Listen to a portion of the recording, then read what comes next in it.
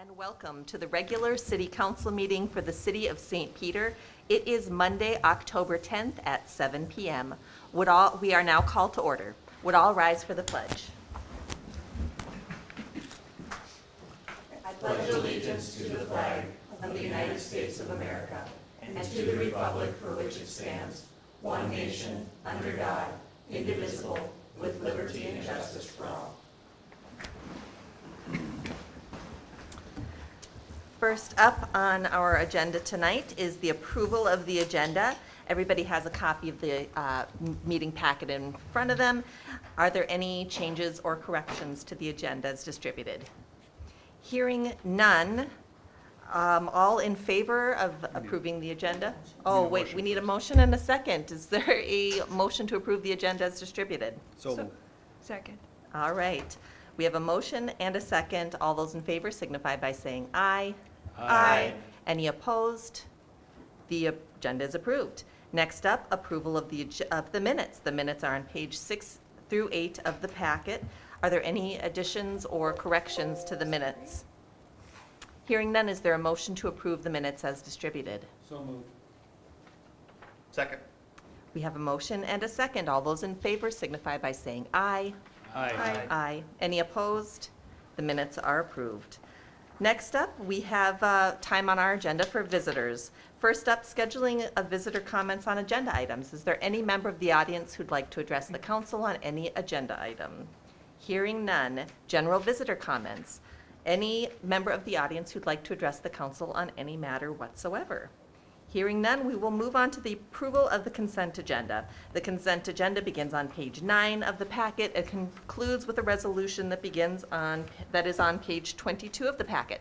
The consent agenda includes the following appointments with wages as indicated in the packet: Jared Kronbach as a part-time circulation clerk, Annette Schatz as a part-time circulation clerk, Carolyn Stelter as a part-time circulation clerk, Scott Lee and Mustafa Omar as building supervisors, as well as the schedule of disbursements for September 22nd, 2022 through October 5th, 2022. Bless you. Is there a motion to approve the consent agenda? So moved. Second. We have a motion and a second. Is there any discussion on the consent agenda? Hearing none, we have a motion. No, Okay. Ben, turn anyway. Sorry. There we go. All right, we have no discussion on the consent agenda. We have a motion and a second. Call the roll, please. Mayor Noel, Aye. Councilmember Pettis, Aye. Councilmember Ramp, Aye. Councilmember Sharpstrom, Aye. Councilmember Rutherford, Aye. Councilmember DeVos. Aye. The resolution is approved. Next up is unfinished business. First item of unfinished business, adoption of a resolution accepting 2022 North 4th Street Improvement Broadway to Chatham Street project. Pete. Madam Mayor and City Council, back in March, the City Council authorized Nielsen Concrete to complete the work on North 4th Street as one of our regular scheduled projects. The project actual work came in at $159,130. We did have one change order, and that was due to a utility conflict, meaning that we had to change the storm sewer piping in the street in order to make the storm sewer work. Nielsen accommodated that in the amount of $5,304, making a total project of $164,434. The project funding sources included street budget money in about $55,000 to the tune of about $55,000. We will, and we did, invoice CenterPoint Energy, who did some utility work in there, and they were responsible for about $8,800 worth of additional concrete and sidewalk, but staff helped coordinate that, so Nielsen did that work for us, and that was added to the project.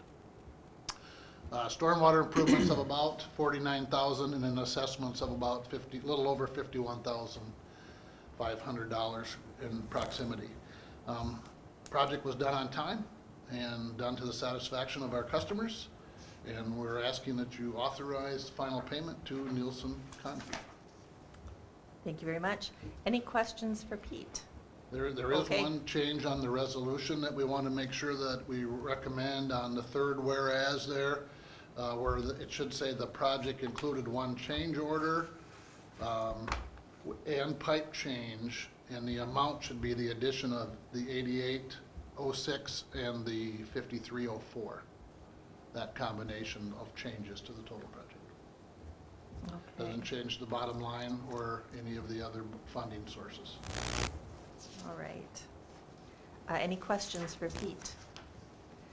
All right, the revised resolution before us is on page 24 of the packet, a resolution for accepting the 2022 North 4th Street improvements, Broadway to Chatham Street project, and authorizing final payment to the contractor. Is there a motion to approve? So moved. Second? We have a motion and a second. Call the roll, please. Councilmember Pettis, Aye. Councilmember Ramp, Aye. Councilmember Sharpston, Aye. Councilmember Bruflat, Aye. Councilmember DeVos, Aye. Mayor Noel. Aye. The resolution is approved. Thank you. Thank you. Next up, we are moving on to new business. Our first item of new business, adoption of an ordinance modifying floodplain regulations and a resolution authorizing summary ordinance publication. Mayor, members, the information starts on page 25. This is something that you've talked about a couple of times through workshops, and want to make you aware that really our goal in the modification of the ordinance is to ensure that it is compliant with FEMA and what DNR is looking for. This is driven by, or the genesis of this change is really the modification to FEMA firm maps, which most people might call the floodplain maps. While we don't have significant changes within St. Peter, this has created an opportunity for us to make sure that our ordinance is compliant with all those folks that are looking at this and the rules that they have in place. It's also very important, more so for your community, in that without adopting the new firm map, that FEMA floodplain map, St. Peter or folks that are eligible for flood insurance within St. Peter would no longer be eligible. And so we have a deadline to make this take place, and that deadline is fast approaching, very quickly approaching here. And our goal in the modification has certainly been not to change any of the policy issues, but again, achieve compliance with that. And so that's what you see as a part of the ordinance. Let me talk about so there's an approval needed if you so desire or choose for the ordinance. The resolution that's attached allows for a summary publication. The full publication will occur on our website, but this provides for opportunity for a summary publication, which is really standard for ordinances, frankly, that are this long, that are now available on the website, or they can come and get one. There's a number of different ways that they can access this, instead of taxpayers, frankly, paying thousands of dollars to have it published in that manner.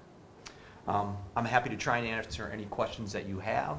Again, we've been through this a couple of times, and DNR has commented that what you have within your packet complies with the standards that they're looking for compliance in. Daryl. Will we have to do a ordinance amendment, or will this take care of the ordinance amendment to change basically our city ordinance?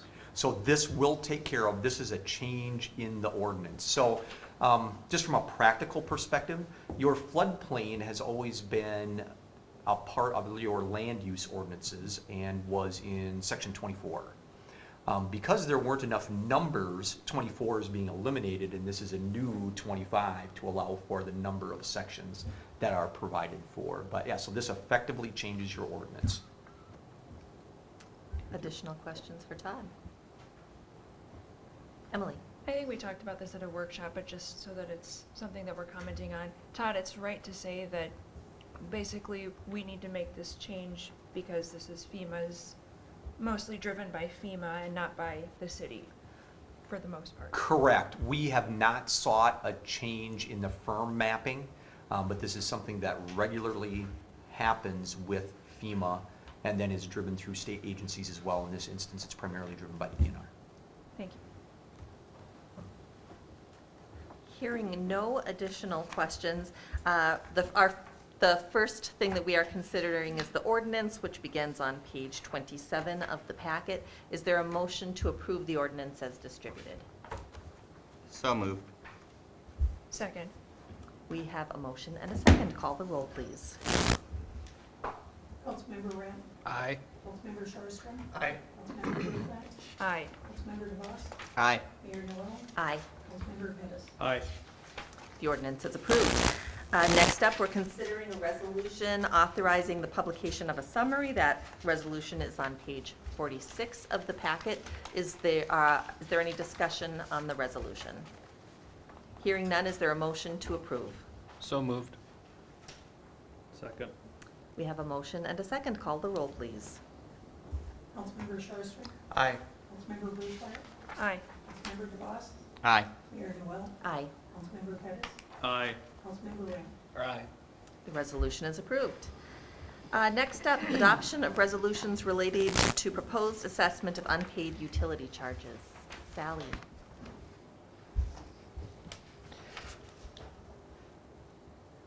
Mayor Noel and City Council, we're asking you tonight to approve a resolution to prepare assessments for delinquent utility counts as of May 31st, 2021. The memo begins on page 48 and goes through page 51. There's a timeline of events on page 50 and a list of the accounts on page 51. Total amount past due as of May 31st, 2021 is $14,059.01, of which $8,409.64 is assessable to property owners. Non-assessable electricity for tenants and balances below $10, bankruptcy or death is the amount that is not being assessed to property owners. The resolution to prepare assessments for past due utility accounts is on page 52. We're asking you to approve this resolution, and then there is also a resolution asking for approval for a public hearing on past due utility accounts at 7 p.m. on Monday, November 14th.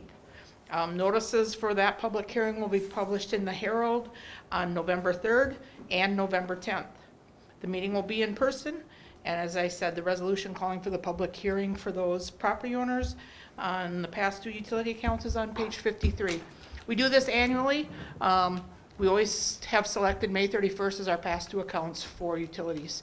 Our team has done a good job. As you see, we're at 0.027% of our total utility bills, which is non-assessable. So we're doing a good job keeping accounts current, even with COVID and everything else. There's been some great help. MVAC and other federal programs. This year they were covering water, sewer, and everything versus just electricity. So I think that's helped keep the accounts down and current to the best of our abilities. And Sally, just to be clear, what's assessed is according to state law, what's not assessed is according to state law, and follows the previously established city council policy. Correct. Thank you. Questions? Questions for Sally? Hearing no questions, the first resolution we are considering is on page 52 of the packet. It calls for declaring unpaid charges for municipal utilities to be assessed and ordering preparation of proposed assessment. Is there a motion to approve? So moved. Second. We have a motion and a second. Call the roll, please. Councilmember Bluefler, Aye. Councilmember DeVos, Aye. Mayor Noel, Aye. Councilmember Pettis, Aye. Councilmember Ram, Aye. Councilmember Sherstrom. Aye. The resolution is approved. The second resolution we are considering is on page 53.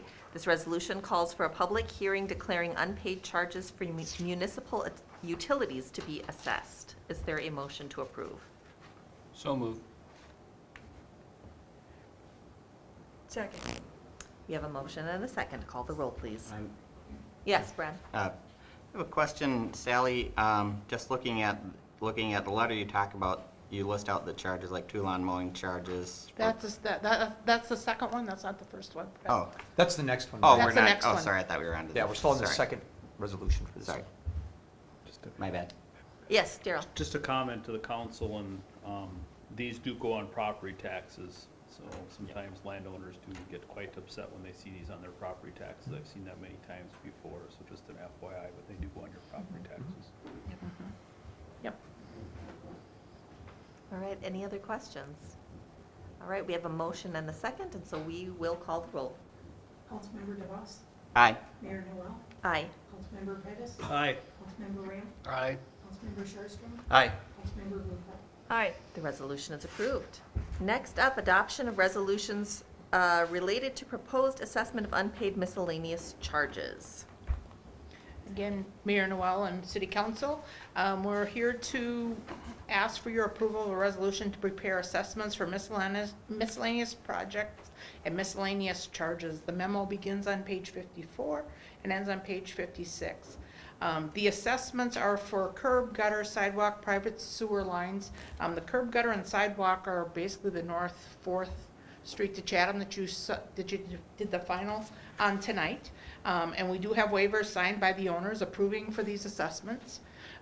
Miscellaneous charges, we have lawn mowing, snow removal, frozen meters at properties, and these were included because they were done and unpaid as of May 31st, 2022. So there's a list of those on there too.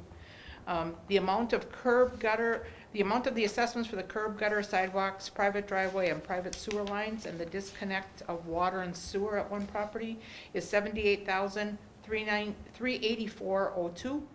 The lawn mowing, snow removal, frozen meter is $1,580. And we're asking again for a resolution to approve these assessments for the projects and miscellaneous charges on page 57. We are also asking for a public hearing on Monday, November 14th for the property owners. Once they get their letters, if they can come in and discuss them if they would like. Notices will be published in the St. Peter Herald again on November 3rd and November 10th, so people know the meeting's happening. Questions? Questions, Now I Brad? have a question. Yes. Yeah, so on your letter in the front, it talks about the various charges being assessed. For example, the 2 lawn mowing charges for Patricia Fox at $450. Then like snow removal, I'm not seeing, well, I'm seeing like 1 lawn mowing charge for Patricia Fox for $150 on here. But I'm not seeing a lot of a correlation between your letter and the charges on the other side. There's some down there on page 56, there's a list of them. Yeah, I'm looking at page 56 for like Down at the Jeffrey, bottom, the there's, Jeffrey Jost, Linda Omen lawn mowing for $160. I'm not seeing that on this page. okay. So I'm wondering, basically, what's the cause for the discrepancy between the letter and the? Let's go back and look at that. The list is correct on page 56. 56 list is correct? Yes. Okay, that's what I was wondering, is because, yeah, Yes. yeah, if you could look that up and. Yep. Yeah, the list on page 56 is correct. Any additional questions? So the names in the memo are incorrect, other than Patricia Fox. I hear no further questions for Sally. The first resolution that we are considering is on page 57 of the packet, declaring unpaid charges to be assessed and ordering preparation of proposed assessment of miscellaneous charges. Is there a motion to approve? So moved. Second. We have a motion and a second. Call the roll, please. Mayor Noel, Aye. Councilmember Pettis, Aye. Councilmember Ram, Aye. Councilmember Sharpstra, Aye. Councilmember Ruther, Aye. Councilmember DeVos. Aye. The resolution is approved. The second resolution is on page 58, calling for public hearing on assessment of miscellaneous charges. Are there any questions regarding the second resolution? Hearing none, is there a motion to approve? So moved. Second. We have a motion and a second. Call the roll, please. Councilmember Pettis, Aye. Councilmember Ram, Aye. Councilmember Sharpstra, Aye. Councilmember Ruther, Aye. Councilmember DeVos, Aye. Mayor Noel. Aye. The resolution is approved. Thank you. Thank you, Sally. Next up, adoption of a resolution approving a request for city assistance for the Haunted Hayride event. Mayor members, the information here starts on page 59, and so this is an event that has been held before. It's primarily hosted, well, it's all on city-owned land. I think most people might know the majority of this is being at the Mill Pond. And so this is going on and has been done by the Nicollet County Trails Association for a few years here. This is substantially similar to the request in the past. However, what you have in here are some provisions based on council members' comments and concerns about the Riverside nature area. And so we're addressing that through additional supervision through Pete and his team and working with the association, who has been very cooperative in understanding the goals that we have to continue to minimize impact in Riverside Park. Let me start on the bottom of page 59. There are a couple of provisions that we want to make sure that they're following, which have been incorporated into the resolution, which were not part of their original request.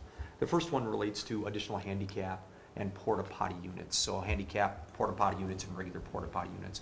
With the volume of activity that they've seen in the last few years and with the timeline that they're on, depending on freeze and thaw, we may not be able to have the restrooms in Mill Pond Park available for them. And so they have to make sure that this is the case. Also, it's limited space there. It's not designed for this kind of activity, so they need to have some porta potties available. And so they've done that in the past, and so we've added that, of course, here. The location and the scenes to be set up are adjacent to approved trail of the minimum maintenance road. So let me be very specific about this, because this has been a concern that council members have shared. There are really two areas that this hayride will go on. First is the minimum maintenance road. I've sometimes called that the cart path. And so this is what I would call closer to the west edge of this park, closer to Front Street. There is a snowmobile trailer that trail that in most instances is approximately 100 yards east of that. And so that is also included. So on the cart path or the minimum maintenance road, they go out, and on the snowmobile trail, they come back. On the cart path, there's no need for modifications or removals or changes of any kind. It supports that very well. The snowmobile trail, which is the designated Nicollet County Snowmobile Trail, has some areas where where flooding has occurred and logs have washed in, where there may be trees that Public Works will help supervise their work to provide for enough clearance. But we shouldn't have anything that's cut down. It might look like it a little bit because there are actually some pretty substantial logs in that area that have washed in there through flooding. And so our goal is to continue to provide for meeting the needs that they have to provide for safety of people that are along the trail, but also minimizing that impact to the nature area. This is more supervision than we've provided in the past. Again, I think based on the meeting that we had with one of the organizers and the walkthrough that they did, they're very accepting of this moving forward. But I wanted to be really clear about where things are going and how that's going to work. They're very aware that the council continues to watch this very closely, and if there are substantial problems related to this, there'll be some additional discussion and additional changes could take place. And so again, from my perspective, I feel good about the meeting and the understanding that's been developed relative to this use of Riverside Park and the Mill Pond. As you know, organizers of these kind of activities, really of any activity that's going on city property, whether it's the 4th of July parade or events at Minnesota Square Park, or, well, there's lots of examples of this, but they've got to carry the appropriate amount of insurance, as does the Trail Association, and so they're set to do that. The fiscal impact here is about $3,000 to provide types of assistance. I will mention that one of the things that they've done, and they should be congratulated on, is they've really made this a handicap accessible event, which is fantastic. Oftentimes hay racks aren't handicap accessible, and so they've done a really nice job with that. And they also use a number of community organizations to provide for food sales and other things where those organizations make some money for this. So I hope that we have hit the right balance relative to what we're doing in that park, but also providing for a community event that makes sense for lots of groups. Again, the information starts on page 59, and the resolution, a little bit longer than in previous years, is on 63 and 64. Thank you very much. Questions for Todd? Emily? First, Todd, thank you for all the work you've done talking with the Trail Association and the event organizers to really help make this a good, like you said, the word balanced, and taking care of the park and also providing this fun event. I really appreciate all of that. On page 62, I noticed number 3, 3A, it says a new trail route has been designed. Is that what you were just talking about with the kind of trail back through the woods? Yeah, and so I wouldn't classify that as a new trail has been designed. That's traditionally been the Snowmobile Trail. And so that is currently, you could walk that today, so it's not cutting a new path. There is a trail there currently. Okay. It is not as wide as the minimum maintenance road. Correct. But it is definitely there, and that is definitely where the Snowmobile Trail is and has been for a number of years. I would push back on that. Okay. Their last year's design was much different than the previous year as far as the path through the woods. I can't speak to that, and I wouldn't disagree. What I'm saying is that we're making them be on that Snowmobile Trail. Okay, and that is what I was going to ask, and Yeah. basically say, so thank you, Todd, for that, and just to say a couple things. You know, first and foremost, to me, this is a city park, and, you know, it's one of the only parks in St. Peter that is a designated nature area, and so I would really like to see the association make sure they maintain one trail a year rather than forging new paths. I think that's better for the plants and animals down there. I think that's easier for people who are navigating. You know, like last year's trail, there were lots of deep tire rivets that, you know, as it froze and thawed and there's all this mud, now that path is like unwalkable because there's just so many, you just can't walk on it without risking spraining your ankle. So I hope that they would consider maintaining one trail and just being really good stewards of that park for us. So if I could, Yeah. I know that's been a concern that's been mentioned at workshop, and so we've really taken that to heart, and so that's been the basis for the discussion of being on that Snowmobile Trail. Yeah. So again, out on the minimum maintenance road and back on the designated On the trail, Snowmobile yeah. Trail. Well, again, I really appreciate the work that you've done and the work that the association does to create that trail and maintain it. So I'm just hoping that going forward, they continue to, you know, being good stewards of that land first. Pete's team has been out there with them on a couple of occasions, and so I think we're going to try and make sure that we're helping everyone find that appropriate balance. Great. Thank you, and thank you, Pete, too, for that. Any additional questions for Todd? Hearing no questions, the resolution before us begins on page 63 of the packet. It calls for approving a request for city assistance for Nicollet County Trails Association Haunted Hayride. Is there a motion to approve? So moved. Second. We have a motion and a second. Call the roll, please. Councilmember Ram, Aye. Councilmember Sharpster, Aye. Councilmember Bruflat, Aye. Councilmember DeVos, Aye. Mayor Noel, Aye. Councilmember Pettis. Aye. The resolution is approved. Next up, adoption of a resolution approving a request for city assistance for the Halloween Fun Run / Little Monster event. Mayor and members, this information starts on page 65. I have to tell you, I didn't look it up. I can't tell you if they had one 2 years ago and not last year, but this has been something that's occurred for a number of years within St. Peter, for a few years at this location. The location really includes the utilization of Community Spirit Park. It also includes the trail that is on the east side of Jefferson Avenue, what many people still recognize as Gardner Road. And it goes on some streets, including Meridian, which is in the Welco West subdivision. It also includes going on Pine Point Curve in the area in that neighborhood. This is a route that's been utilized before. The chamber is putting this on again, and they're looking to do it on October 29th. The assistance that they want from us is use of vests and a bunch of cones and maybe a vehicle here and there, which we've provided in the past. They have to provide the appropriate insurance. They tend to get lots of gusty volunteers to help manage intersections and keep runners moving in the right direction. You'll also note as a part of the memo and as a part of the resolution, we've required them to communicate the crossing of County Road 5 with the county engineer, which is the county's policy process, and with the county sheriff. In previous years, there's been some concern on the part of both of those entities about utilization without their full understanding. And so that's something that we've cued Ed Lee from the chamber to do this time, and I'm very confident that he has that under control. Happy to answer any questions that you might have. On page 67 is the route as they put it together. I did tease Ed a little bit. It would be super handy if they used a map that shows the trails in Community Spirit Park, because this shows the area without the high school at Community Spirit Park. But this is what he gave us, and so I wasn't going to make someone else make something different for him. But suffice it to say, this is on some of the trails within Community Spirit Park.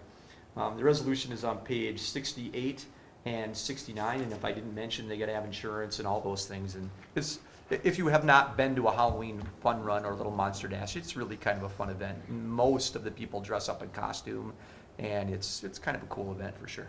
Yeah. Yeah. Any questions for Todd? All right, the resolution before us on page 68 of the packet, it calls for approving a request for city assistance for the St. Peter Area Chamber of Commerce Halloween Fun Run and Little Monster Dash. Is there a motion to approve? So moved. Second. We have a motion and a second. Call the roll, please. Councilmember Sharpston? Aye. Councilmember Bowe? Aye. Councilmember DeVos? Aye. Mayor Noel? Aye. Councilmember Pettis? Aye. Aye. The resolution is approved. And Pete, I see, is back to talk to us about the adoption of a resolution authorizing execution of a cooperative agreement and detour agreement with Minnesota Department of Transportation. Mayor, members, Pete and I are tag teaming on this. I'm happy to introduce it, and if there's a really tough question, please ask Pete.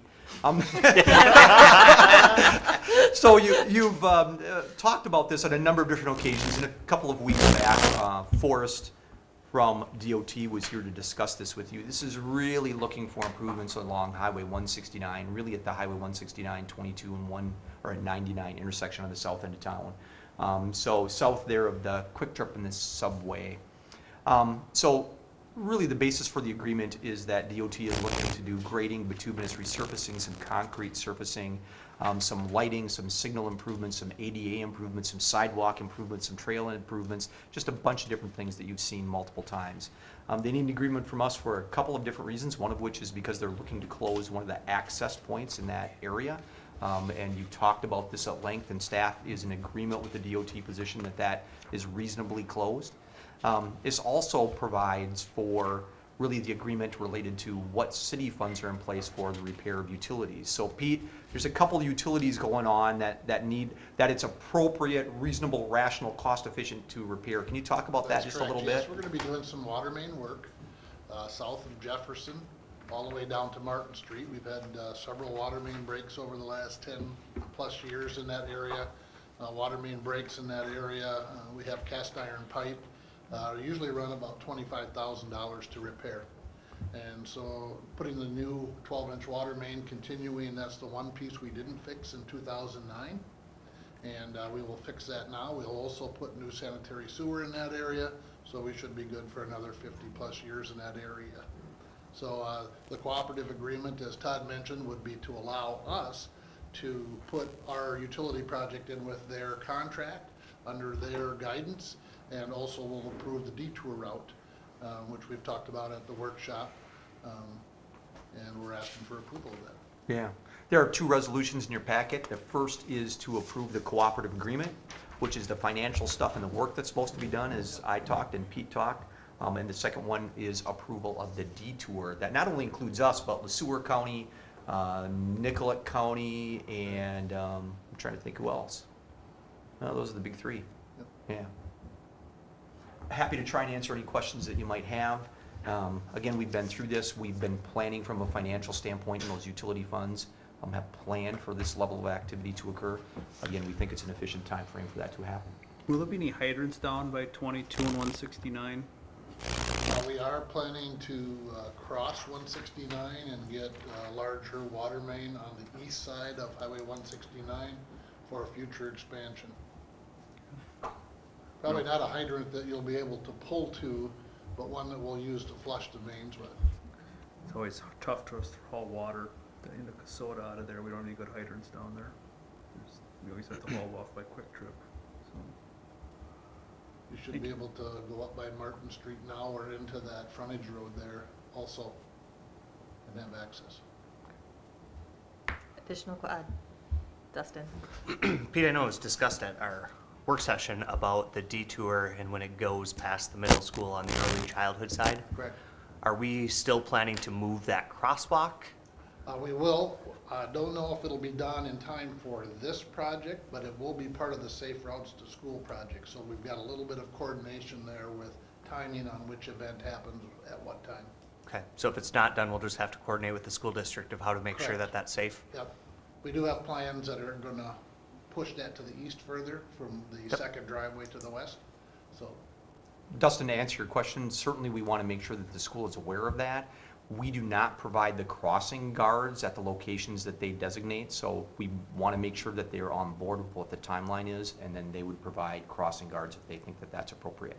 Correct, and I knew we were looking at moving that, and I didn't know where that was gonna Yeah. coincide Right. time frame wise. it's not as easy as it sounds because we have to change the grade of the sidewalk there, which means it'll be a large project in order to accomplish what will be an ultimate improvement. Okay, thank you. Emily? More of a comment. I just wanted to appreciate Pete and Todd and what the city does to try and be really efficient and try to do these projects in tandem with other things going on. That seems to happen all the time, and I think that's a good use of resources and time, and so I really appreciate that. Any other questions or comments? Hearing none, the first resolution we are considering is on page 93 of the packet, approving execution of a cooperative agreement between the City of St. Peter and Minnesota Department of Transportation for Highway 169, 22, and 99 project. Is there a motion to approve? So moved. Second. We have a motion and a second. Call the roll, please. Councilmember Brufeld, Aye. Councilmember DeVos, Aye. Mayor Noel, Aye. Councilmember Pettis, Aye. Councilmember Ram, Aye. Councilmember Sharpstra. Aye. The resolution is approved. The next resolution is on page 94.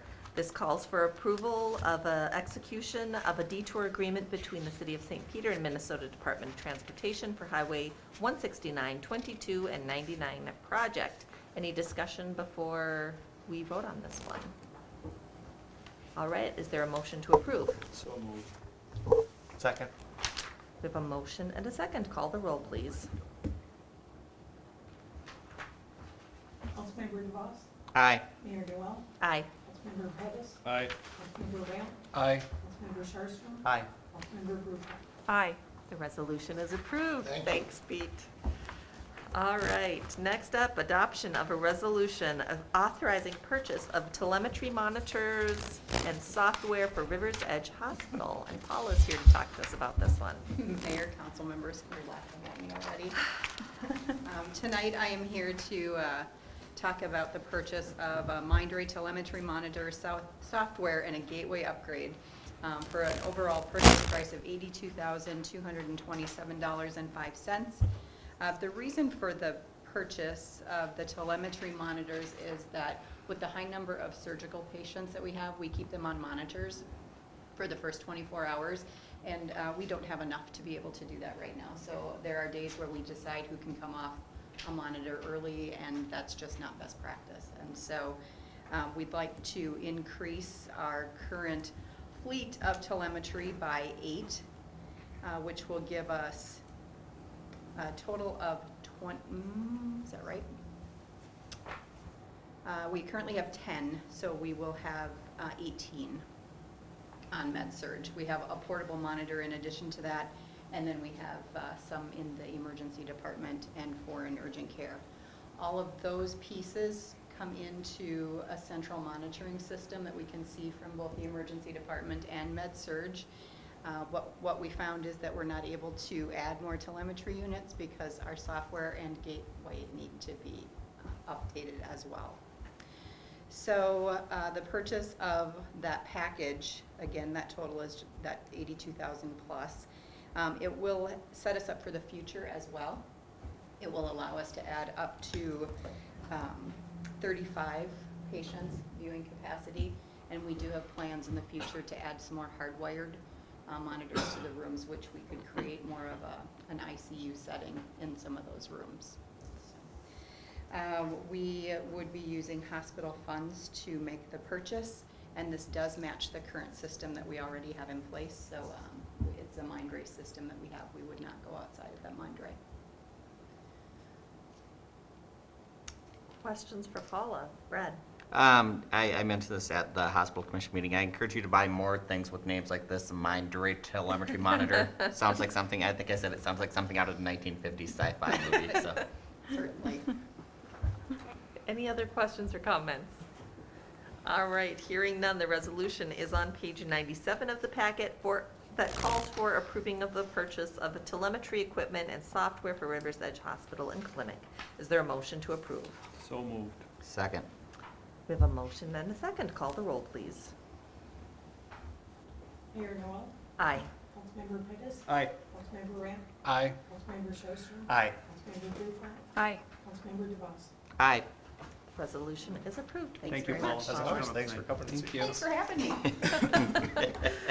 All right, next up, adoption of a resolution modifying the groundskeeper position description. Keith is back. I'm back. You could have just stayed I there. could have. Paula was comfortable with me up here, so.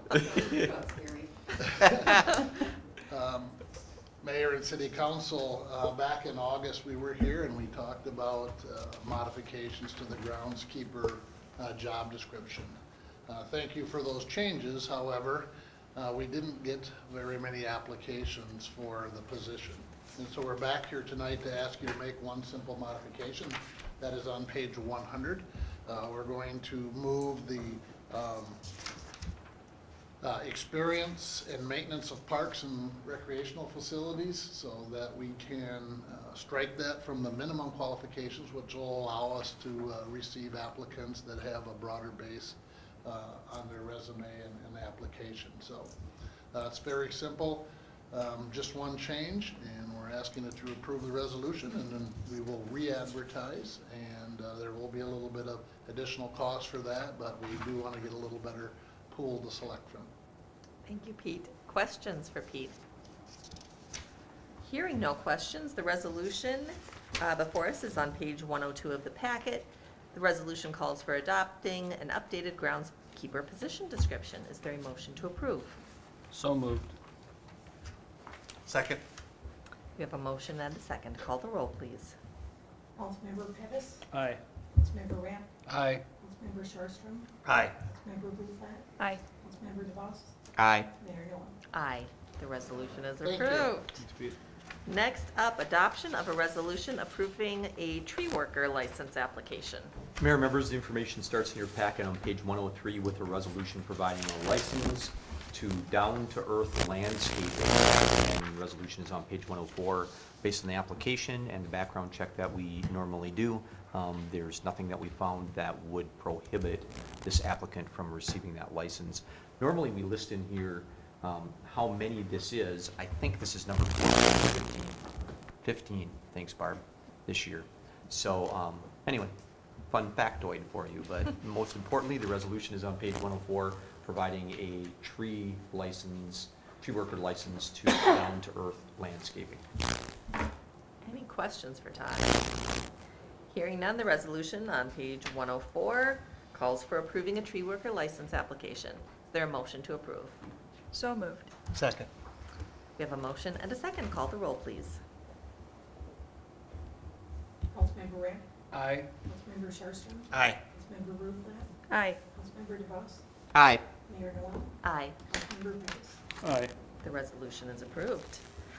Wow, that was quite a bit of new business, and we are finally moving on to reports.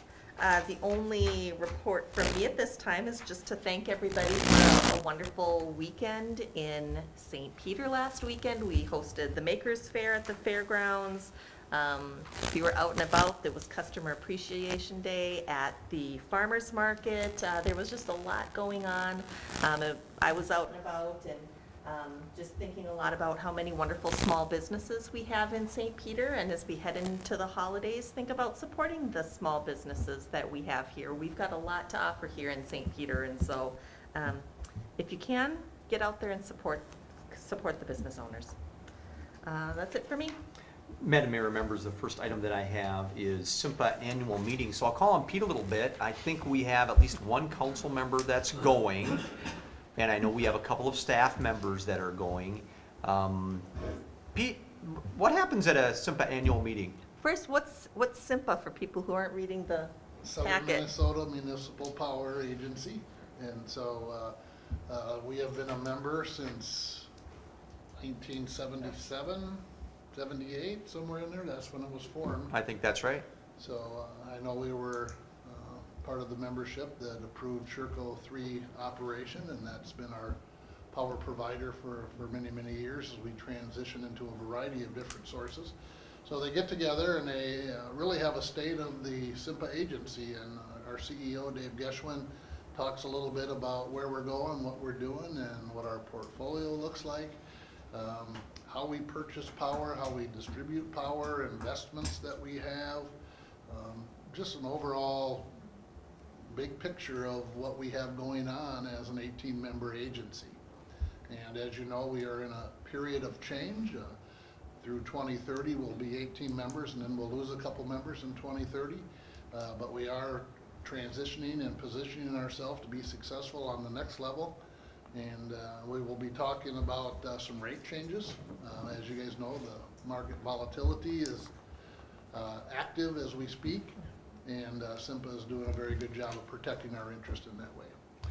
One of the reasons that we bring this up is because I think, Brad, you're signed up to go. Yes. And you've been there before, right? No, this will be my first Your time. first time? I've been to the APPA, but not the SIMPA meeting. So, I think it's too late to sign up today. Maybe you could get in. But in future years, maybe when Brad comes back, we'll ask him to give a little bit of a report. Some of the presentations that go on there are very, very enlightening relative to the electric industry and really give a great perspective of how it impacts communities like St. Peter. APPA is fantastic and we learn a lot there, but it's at such a big level. This is really some great information at our level. So we'll ask maybe Brad to give a report when he comes back and encourage folks to attend in the future. I would say the MMUA, I did a virtual conference with them a couple years ago, and that was very informative. So I think, yeah, SIMPA and MMUA, they're so localized at the state level. I'd see that. Yeah. Thanks, Pete, very much. Next item that I have is joint council school board meeting on committee of the whole. That was last week. I'm happy not to talk, and if any of you want to visit about that or talk about your impressions from that or something that you might have thought was significant that was talked about, or maybe something significantly wasn't talked about. Any comments?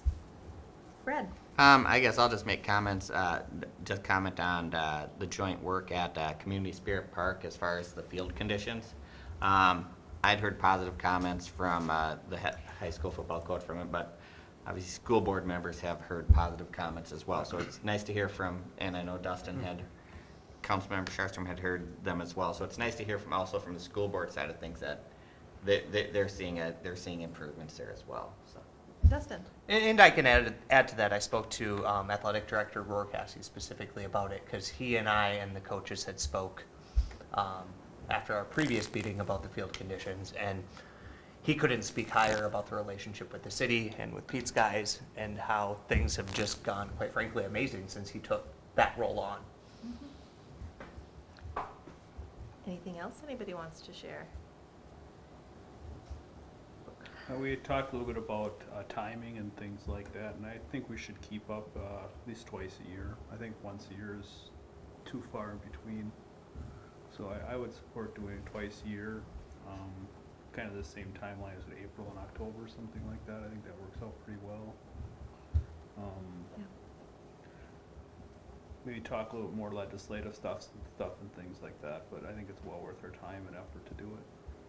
You know, some of the items that we had, Madam Mayor, included discussion on school resource officers and diversity, equity, and inclusion efforts. We certainly talked about Community Spirit Park. We talked about a number of issues that I think that are important to the community, both from a city perspective and from a school board perspective.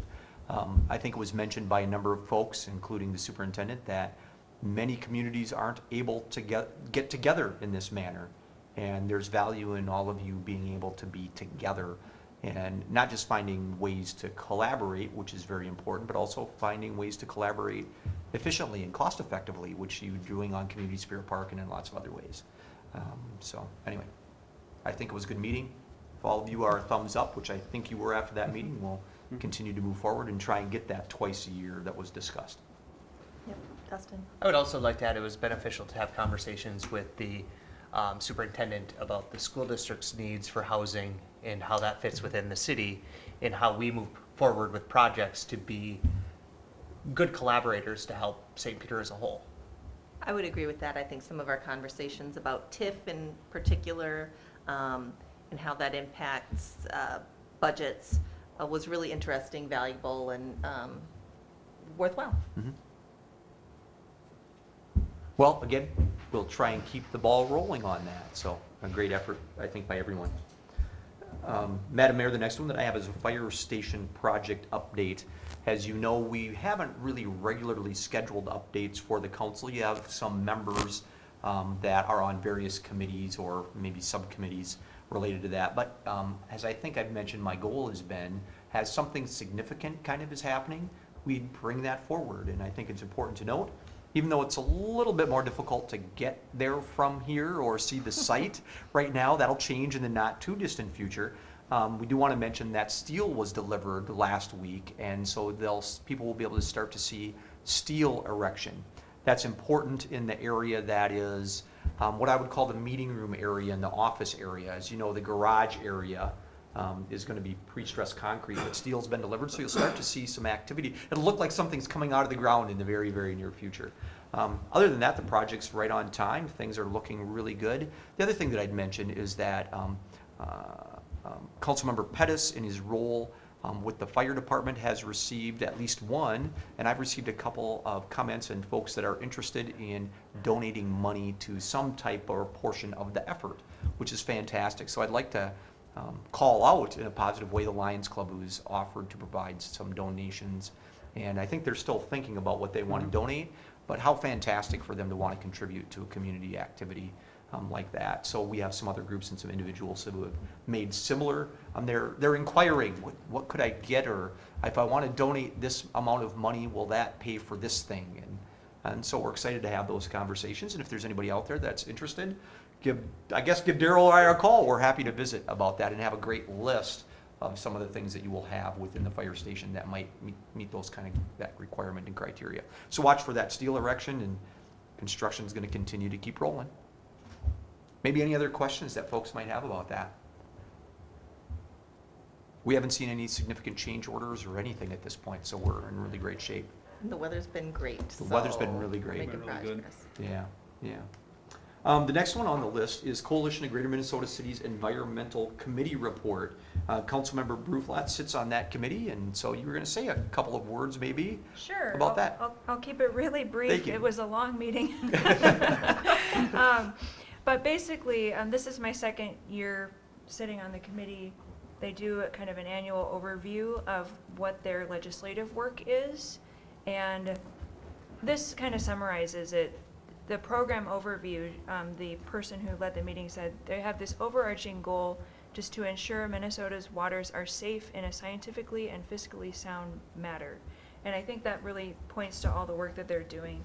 Keeping water safe, they're looking at water and wastewater funding, they're looking at lead pipe inventory and removal throughout greater Minnesota, just keeping people safe, understanding all the cleanup that goes along with that. They're looking and monitoring the PFAS chemicals that are getting into certain waterways and especially wastewater, and that's really expensive to clean up. And so just learning and understanding more about those efforts from both a practical standpoint and then the legislative standpoint of what they're lobbying for. So it was really valuable, really interesting. And I know that the coalition has a lot of little committees, and so there are interests of anyone else in the room. You might be able to find something you're interested in and sit in on a committee. Thank you for representing St. Peter on that committee. Madam Mayor, that's all the reports that I have for you for tonight. Any other reports? Hearing none, is there a motion to adjourn? So move. Second. All those in favor say aye. Aye. Any opposed? We are adjourned. Thanks, everybody. Yeah, thanks everyone. We have a Thursday, Todd, do we have a Thursday fire meeting then? Yes, hold on a second, Daryl, it's just slightly different. So certainly you are welcome